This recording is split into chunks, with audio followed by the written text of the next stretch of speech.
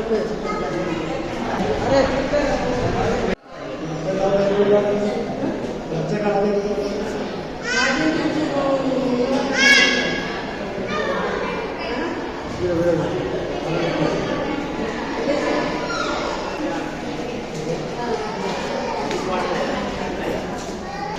కోడల గురించి చెప్తున్నా కదా, ఇక ఇప్పుడైతే మా కోడల్ని హాస్పిటల్ తీసుకొచ్చినాం.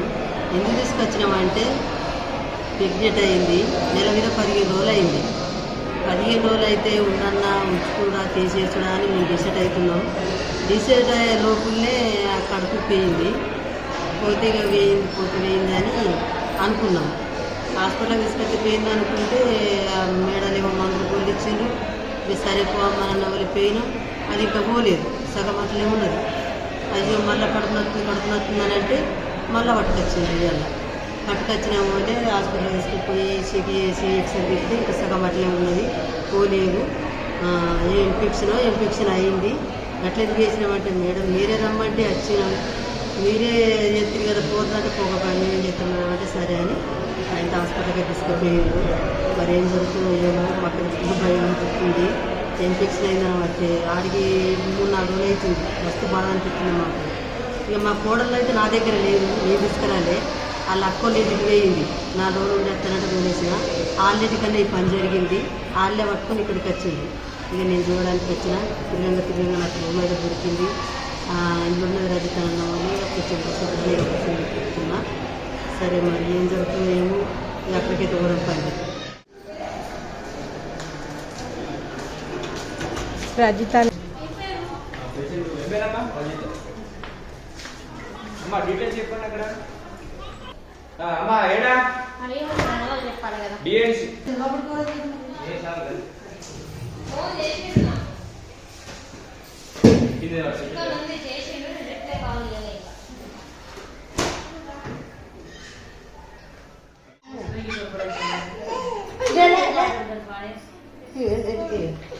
ఏంటి అనుకుంటున్నావు? ఇది సౌరం అనుకుంటున్నావా? ఇంటికి వెళ్ళరా మీ అమ్మ కూడా మాట్లాడుతుంది. ఈ పక్క వీకినవు కదా, ఈ పక్క కొన్ని ఈ పక్క కొన్ని వీకిండు, ఈ పక్క కొన్ని వీకుతున్నాడు. ఏమన్నా తింటావా మరి? తినమన్నాడు ఏమన్నా డాక్టర్? ఏ టైం దాకా తినద్దన్నాడు? ఒక రోజంతా తినద్దన్నాడా? అబ్బా పిల్లంది గ్లూకోజ్ చెప్తలేదట. మళ్ళీ ఇప్పుడు తీపించుకుంది. మంట నేడుతుంది మా కోడలు. మస్తు బాధపడుతుంది. మంట పడుతుందని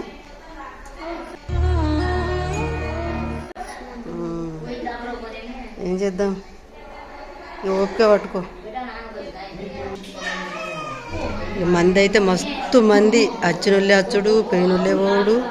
బెడ్లు అయితే అస్సలు సరిపోతలేవు. బోలేడంత మంది, ఒక్క బెడ్ కూడా కాలేదు. తెల్లం దాకా ఇంత నిద్ర కూడా లేదు. ఇక్కడ మా పిల్లలు ఏడ్చుడు, చుట్టూ బెడ్ల మీద ఉన్న పిల్లలందరూ ఏడ్చుడే. మా బాధ చూడు గిట్లున్నది. ఏం చేద్దాం?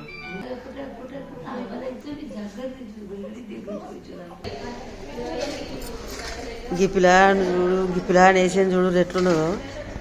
అగో దొబ్బుడు బండి మలిపినట్టు మలిపి ఎట్లా దొబ్బు కత్తుండో చూడు. ఇదేంటిది అనుకుంటుంది?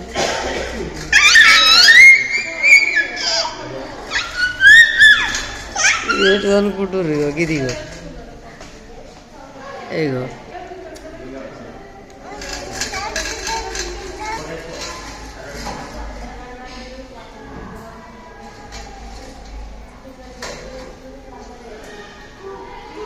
మళ్ళా మలుపు ఎట్ట మలుపుతుండో.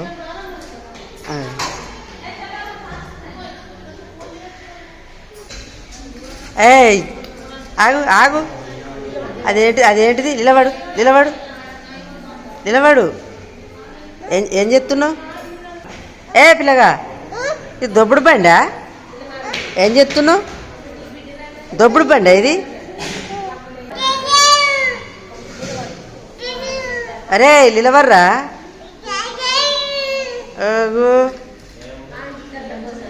అగో బండి మలుపుతుండంటాడు. అటు ఎట్లా మలుపుతుండో చూడాడు. అగు అగు ఊరిని అగు అశాంతిలకు మలిపిండు. మేమేమో 3 రోజుల కాడికి వెళ్ళి ఇలా నెరిపడుతున్నాం. ఇక రజిత అయితే పనిలిగిలి ఇస్తుంది. 3 రోజుల కాడికి వెళ్ళి అన్నం లేదు, పిన్నం లేదు. కొద్దిగా అంత గోధుమ రవ్వ తిన్నది ఇవాళ పేర్లు పోక్కుంటుంది.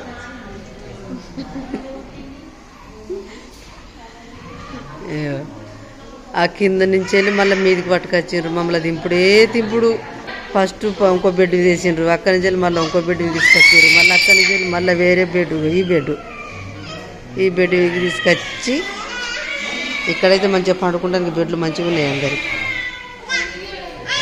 పేషెంట్లకు ఉన్నాయి, మాకున్నాయి. తలకనొస్తుంది.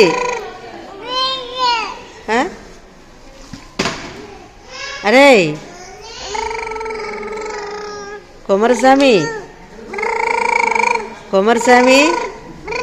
ఏ బే తలకనొస్తుందిరా. అగో అన్నకు అగో ఏ ఆగురా ఎత్తుకోనా. హాస్పిటల్ పని అయితే అయిపోయింది. ఇక పోతున్నాం ఇంటికి. పిల్లలంటే ఇంత ఘోరమా. 3 రోజుల నుంచి లక్షలు చూస్తున్నాం. ఇక నేను ఇక్కడ తీసుకుంటున్నా, మా కోడలు తల్లి దూరెత్తున్నా.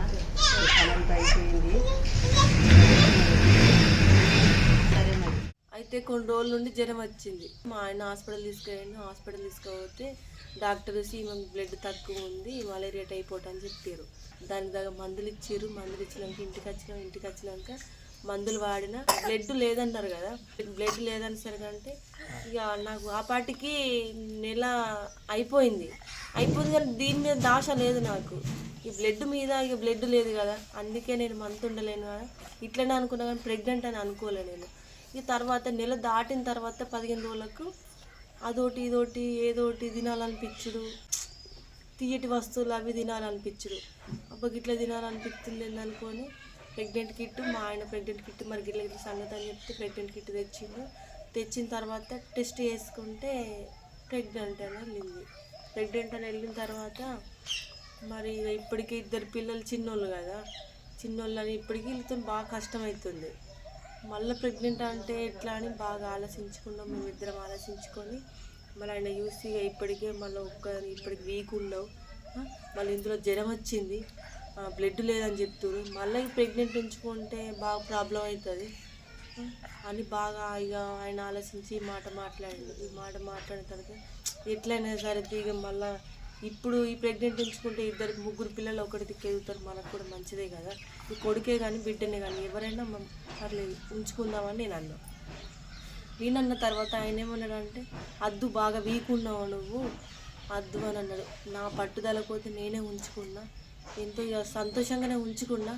ఆ ఉంచుకునేందుకు కొంచెం ఇక నాకు నెల మీద 15 రోజులు అయిన తర్వాత టెస్ట్ చేసుకున్నాక ఒక 5-6 రోజుల తర్వాత కడుపు నొచ్చింది. కడుపు నొత్తే ఇక వట్టినే కదా, కామన్. ఇక ప్రెగ్నెంట్ ఉన్నప్పుడు కడుపు నొస్తుంది కదా కామన్ అని. అయితే నా బిడ్డ కడుపు ఉన్నప్పుడు అట్లనే వచ్చింది. నా బిడ్డ కాన్పు మంచిగానే ఉంది, ఇది కూడా గట్లనే ఉంటుంది కదా అనుకున్నా నేను. కానీ ఇక 5వ రోజు వరకు అంటే నాకు కడుపు బాగా నొచ్చుడు స్టార్ట్ అయ్యేసరికంటే కద్దం బ్లీడింగ్ అవుడు పెట్టింది. మరి ఇట్లా బ్లీడింగ్ అవుతుందని మళ్ళీ హాస్పిటల్ పోతే ప్రెగ్నెంట్ వేయిందని చెప్పారు.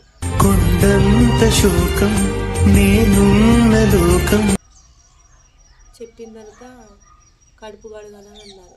కడుపు కడగాలన్నాక మరి మా ఆయన అయితే దగ్గర లేను, వేరే ఊరికి పోతే ఆయనకు ఫోన్ చేసిన. నేను ఫోన్ చేసిన తర్వాత ఇక ఆయన చూసి బాధపడ్డాడు. ఇది కూడా నీ మంచి కోసమే వచ్చేపోయింది, అందులో మళ్ళీ బ్లడ్ కూడా లేదు కానీ ఎక్కడ దొరకదు అది, మళ్ళీ ఓ నెగిటివ్ బ్లడ్ నీది, మళ్ళీ అందులో నువ్వు బాగా వీక్ ఉన్నావు, మళ్ళీ 2 చిన్న పిల్లలు ఉన్నారు, బాగా వీక్ కూడా ఉన్నావని మస్తుగా ఓదార్చిండు. మంచిగా చెప్పిండు ఆయన. ఇక చెప్పిన తర్వాత ఇక సరేనా అని సైలెంట్ అయిపోయినా. కొంచెం బాధ అనిపించింది. ఇక 3 పిల్లలు ఉంటే ఇక ఒక్కటిసారి ఎదుగుతారు కదా, పెద్దగా అవుతారు అనుకొని నేను ఉంచుకుంటే ఇట్లా జరిగింది. మేము బాధపడితే మా అత్తమ్మ కూడా చూసి ఇక సేమ్ సుమన్ అన్నట్టు అన్నది, ఇక వీక్ ఉండమే అద్దుతి ఎందుకు బాధపడతావు, మళ్ళీ అందులో 2 చిన్న పిల్లలు ఉన్నారు అని కూడా మా అత్తమ్మ అన్నది. ఇక అందరు నా మంచి కోసమే చూసిర్రు, కానీ నేను నా మంచి కోసం చూడలే, నా కడుపు కోసం చూసినాను. చివరికి ఇట్లా అయిపోయింది. ఇక ఇప్పుడైతే మా ఆయన దగ్గర లేడు, ఇంకా రావడానికి కూడా 10 రోజులు టైం పడుతుంది. కానీ ఇట్లా జరిగేసరికి అంటే 2-3 రోజులు టైం పడుతుంది, వస్తాడు. సరే మరి ఉంటా, బాయ్.